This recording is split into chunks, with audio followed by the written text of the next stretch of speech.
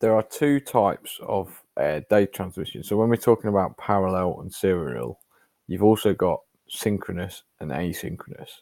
Okay, so synchronous is where you're transmitting from sender to receiver, and where both endpoints, are continually in sync. So that makes the transmission a lot easier.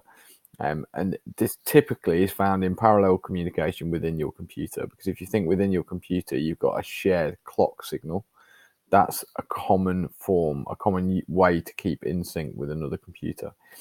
So the alternative is you can have regular synchronizing bit patterns, which are sent periodically at certain times to, again, keep everything in sync.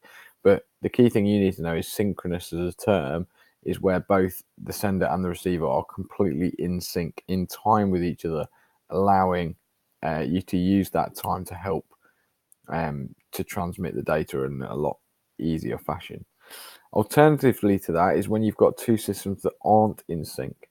And then when they're not in sync, how do you transmit that data? Because you must understand that when these ones and zeros are going down these wires, for example, you've got to read that wire at certain points within time to ensure you're reading it correctly, because obviously changing voltage levels change the ones and the zeros. So you've got to make sure you're reading it in the time that the sender wants you to make sure the ones and zeros are received in correct form. So this becomes an issue when you've not got a permanent timing signal.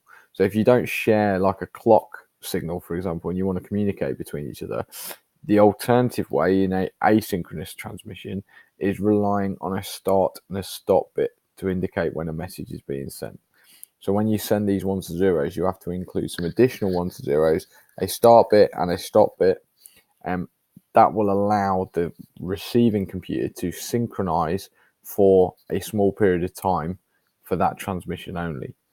Okay, often these systems also include a parity bit to help identify errors. Now, if you watch the video I've done on start and stop bits, that will help you understand exactly how that works. But this video is just trying to highlight these two terms. So synchronous is when the two sender and receiver are completely in sync, typically by a clock signal. Asynchronous is when they don't have a common timing signal that they can use, yet they still want to communicate.